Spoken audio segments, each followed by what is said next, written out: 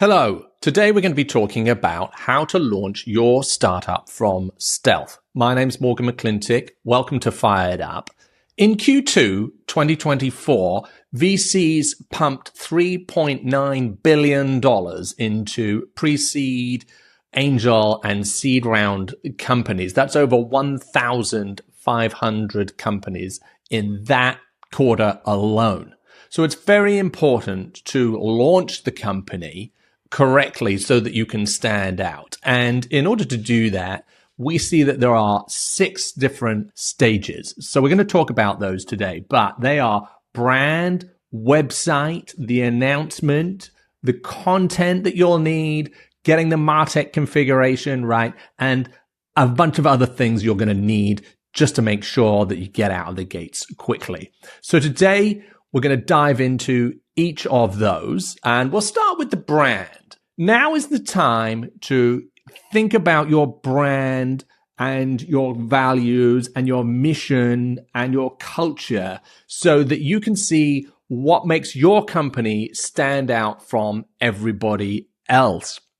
So spend a little bit of time thinking about the logo and the visual identity, yes, but also what the brand stands for. You'll also want to do your messaging. So before we can communicate it, we need to think about what it is we want to say. And this is a moment to kind of get they call it a messaging house correct. So start with the mission and the vision, but the value proposition, the company description, the 100 words, the 50 words, the strap line. Company X is a blump, blump, blump. What is that? What goes between the commas on a press release, the boilerplate? Get all of that messaging architecture right, and then it'll flow through to the website and to your other materials, the announcement that we're going to write. Now, typically, there are 3 stages to doing messaging. It needn't take a long time. It might take 2 to 4 weeks, depending on the stage of company or the stage of your messaging. But the first of those is discovery. Take some time to talk to your other founders, the investors, some key design partners, prospects, to think about what it is that they see in the company and what we're trying to achieve. So these needn't be lengthy interviews. They can be quite short, but just gather as much information as you can. Take a look at some of the competitors. Just look on their websites. What are they saying? What category do they think that they are in? How are you different from those companies? Is there anything that you like? Are there any gaps in the market?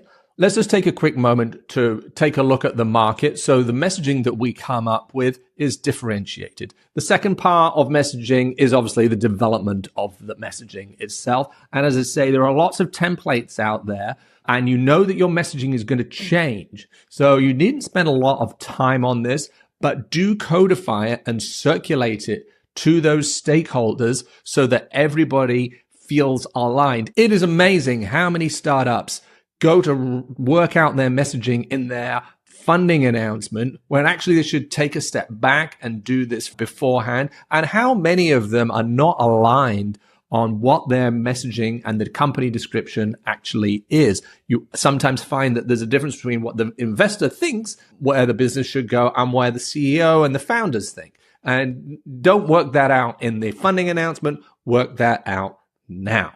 And the last part of messaging is to deploy it. Obviously, think about where we can put our new messaging and roll that out. So number 1 in this process is to pull the car over to the side of the road, think about our brand, think about our messaging. Things will go a lot faster in this process if you have that button down. 2 weeks, 4 weeks, it's going to evolve, but get this right. The second part of this is the website. Now, the website is probably the largest piece of work when it comes to the actual launch of your business. This is the largest deliverable.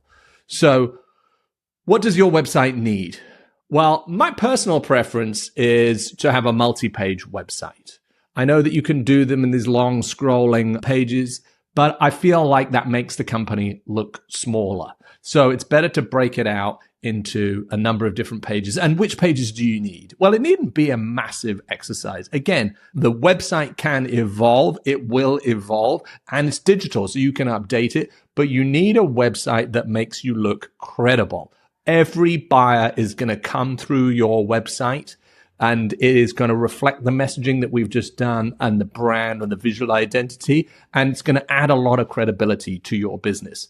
So the pages that you need, obviously the home page, which is going to have all the hero messaging and your key CTAs, the product page or platform page, depending on the proposition, something that dives into the technology and why you're different. You might have like an architecture page in here, an about page, which is when the company was founded, our description, some of the management team, etc. You might have a careers section on here. One of the goals of coming out of stealth is often to recruit other members to the team. And so having a careers section or a link to your ATS will be really important.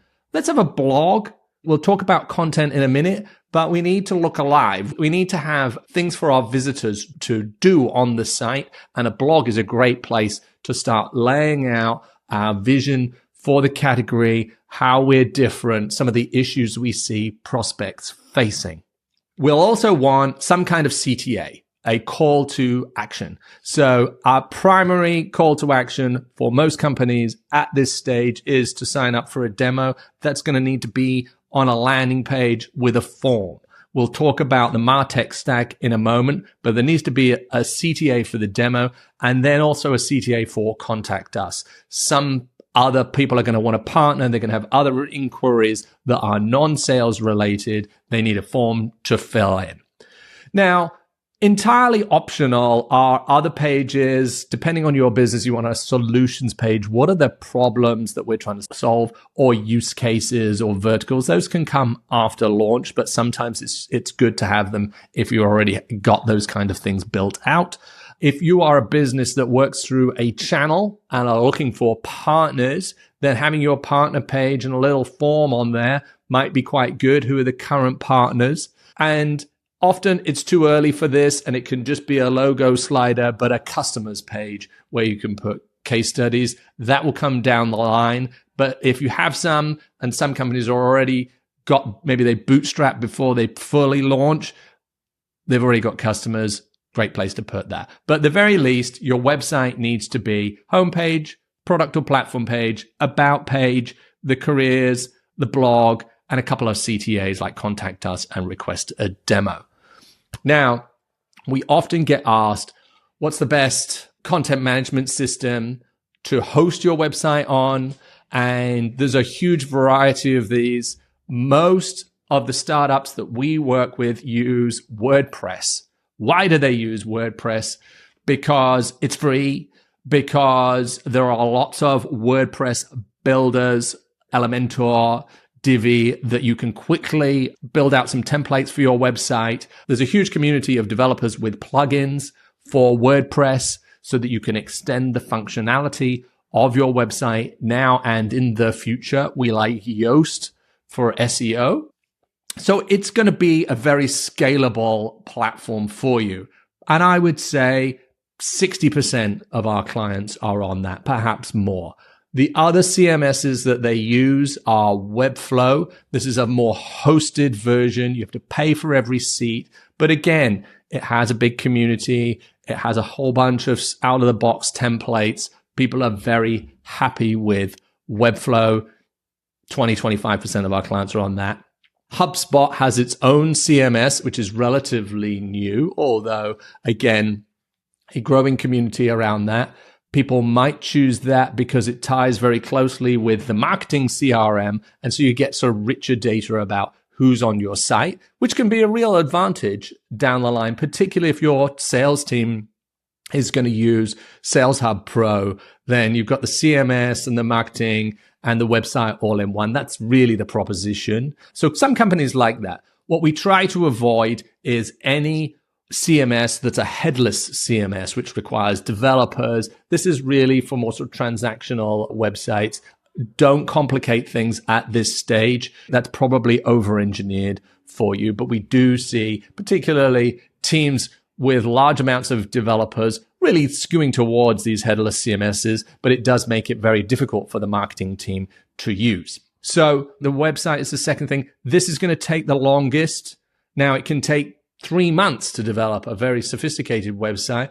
Allow 4 to 8 weeks to kind of get that basic website in place. And so as you're thinking, okay, I've closed my funding, I'm looking out for my launch, this is probably the thing to prioritize first and to kind of get rolling. Now, you can, of course, come out of stealth with an even more basic website, but bear in mind, people are going to visit it, including the reporters who might write about it, and it's going to need to add credibility. So it's worth investing the time at this point, getting this right.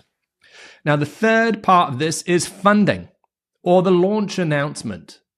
You've just closed your seed round. Congratulations. It's likely that you'll want to announce that. In highly competitive markets, we see startups sometimes hold the seed and combine it with the A. Or if they got a small seed rounds are getting quite big, $9, $10, $12 million. Smaller seed round, 3 or 4 million is perfectly great for your business, but might not be quite as newsworthy, or you might think about holding it back. We've got a whole separate episode all about funding and how to announce funding, as well as a very detailed blog post, which we'll link to below. So I'm not going to go into that now, but suffice to say, allow 4, ideally 6 weeks here. Yeah, that's probably more than you imagined. But if you work back from the reporter needing a couple of weeks, a week to write this up, a couple of weeks to get that lined up, a week or 2 for your press release to kind of get done, you're really starting to look into 4 to 6 week timeline. So less than the website, but still another thing to kind of line up. Under this sort of comms bucket, also think about on the day, what else are we going to do? We're probably going to want an email to all of our prospects and all of our customers, our partners, obviously the investors. We'll need some social as well. So under the bucket of announcement, think about those. And you don't have to launch with funding, but you'll need some kind of hook. It's a launch of a new proposition. If it's a launch of a new proposition, some of the publications such as TechCrunch that a lot of companies at this stage might want to get into are probably not geared up to cover that kind of news. So you just need to orient your media targets accordingly. The fourth area is content. People are going to come to your website. What are they going to do?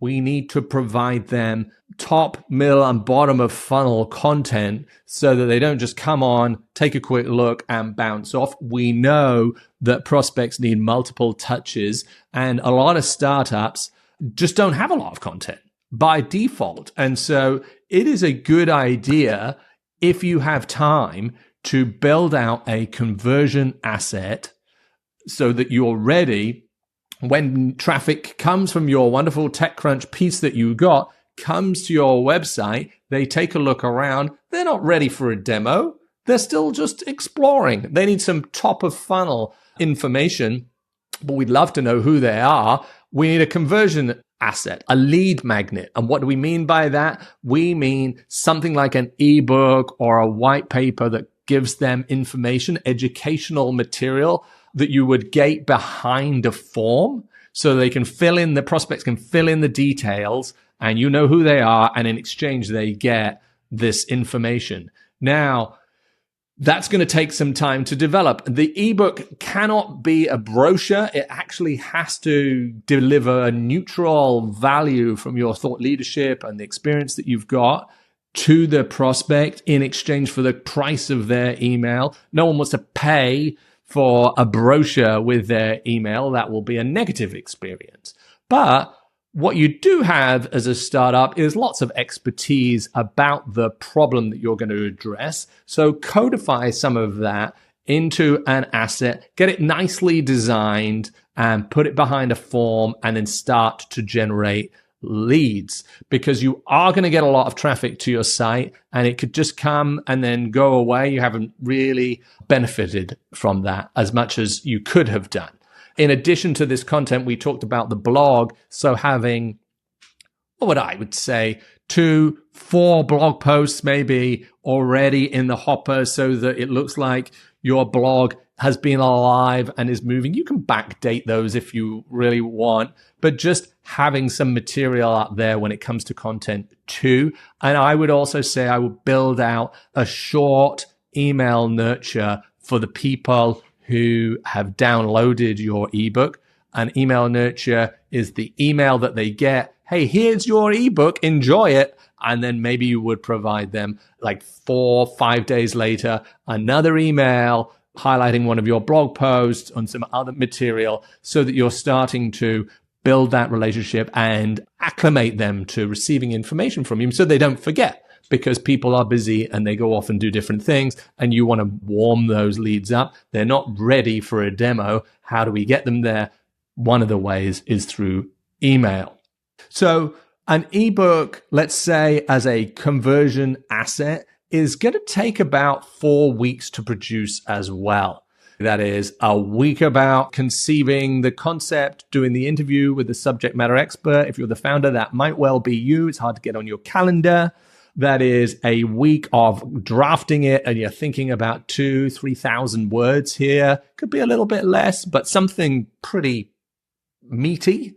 And then a week to lay it out and design it, and a week of review. So very quickly you can get to 4 weeks. When add in calendars and people being ill, etc., it can easily extend. So there's 4 weeks there on that asset. Well worth doing, because we sometimes see traffic to websites really spike on the day of the coming out of stealth, and you want to do everything you can to prepare for that and see if you can convert it, because it will not be as high as that again unless you pay.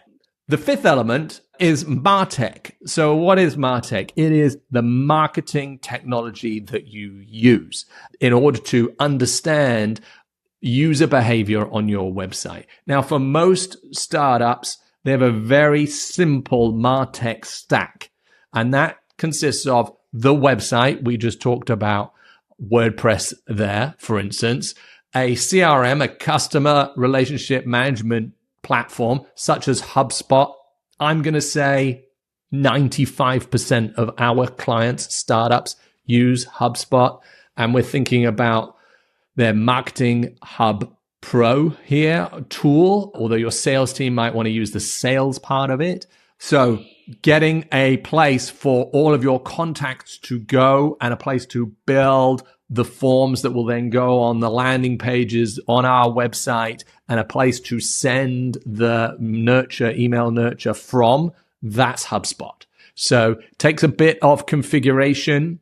They have some wonderful deals for early stage startups, depending on your VC, but you've got to get that thing dialed in. Now, a lot of founders is one of the first things that they do. Okay, I'm going to go and I'm going to get HubSpot. This part of it is dialing it in and making it sure that your portal is properly configured and ready for you to scale and start nurturing your leads.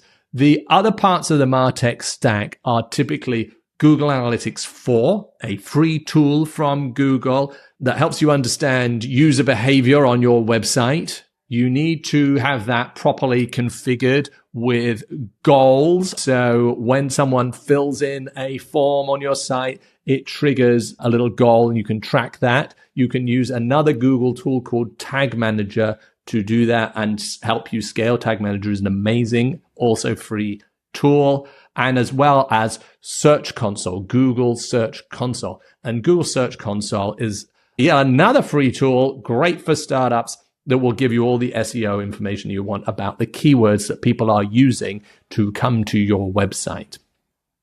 So the stack here tends to be the CMS, which is WordPress. It tends to be HubSpot, and then Google Analytics, Tag Manager, and Search Console. There are plenty of other tools. You might want to take the time now to configure Google Ads so that it ties into Google Analytics 4 to track those goals, which we just talked about. You might want to configure LinkedIn Campaign Manager, which is the paid part of LinkedIn. I'm assuming you've already got your social channels ready. You will have done that as part of your launch. But when it comes to martech, getting those things all wired up takes some time, maybe 2 weeks, but is really worth it, because what you want to do as you start launching campaigns after this, whether they're email or paid media or SEO, whatever it is, you want to understand what's happening on your site. So now is the time to get all of that stuff right and clean so that you can provide good baselines and good reporting going forward so that you know what's working and what isn't. The final part is sort of a catch-all of other things that you'll need for launching out of stealth. We've got a new brand. We're going to need to equip the sales team with some more sales material. Let's put the messaging in the first call deck. Maybe we'll need a one-pager. They can use that gated asset as a follow-up to prospects. But what are the other things that your business needs right now as we start to get out of stealth so that we can do it smoothly and efficiently? So speak to the sales lead to make sure that they have most up-to-date messaging and visual identity so everything looks cohesive. So those are the 6 main things there. We talked about the messaging and the brand. We talked about the website, which is the longest part. We talked about content. We talked about the actual announcement itself. We talked about getting the martech configured, and of course, everything else that the sales team might need so that you can effectively deploy. Now, in total, this is going to take about 10 weeks. The longest part is maybe 8 weeks on the website. It really can be, but I'll give yourself another couple of weeks wiggle room here, which is a lot longer than a lot of founders might think, because you've been charging hard to close the deal and the funding, and you're ready to come out of stealth. It's taken a long time to build and get product market fit. We're ready to go. And now here we're looking at another 10 weeks, but you only get one chance to launch. And so you want to get it right, and you only get one chance to capitalize on your moment in the sun there in terms of the traffic and the media attention that you get. So let's look our best and let's get things ready. And then we're out of stealth and it feels great. But think now about what comes next. What's your next move? Maybe it's another announcement, another key hire, a customer win, another report that you're going to produce. Maybe you're going to go to an event, and we're sponsoring an event, and it's a key industry event, and we're going to be there with our new brand and our new materials. And again, people are going to come to our website and we can talk about our funding and the media that we got from that. Maybe now is the time to start paid media, starting to drive some traffic to the site to see how our messaging resonates. We like it. Our stakeholders like it. How is it working with people who are cold to the company? Let's test that out. Paid media will be a great way to do that. Whatever your marketing program is, now is the time to start thinking about that so that we don't just kind of come out of stealth and then people hear nothing, because nature abhors a vacuum there. So think about paid media, the events you want to do, the other announcements, and start building that marketing program right now. I hope that helps walk through the process of coming out of stealth. Having been involved in many of these, I have to say it's an amazing privilege to watch a company take its debut in the public spotlight. There is absolutely a lot of moving parts to this, and it is hard to sort of choreograph and do it well. But when it works, it really starts the whole business out on the front foot and gives you great momentum going in to start hitting your first Q1, your next quarter objectives, and driving some real pipeline. And it's a big lift for the team that you have, and it can attract a lot of new investors and new people who want to work in your company. Thank you for your time today. I hope that was useful, and we look forward to talking to you again next week.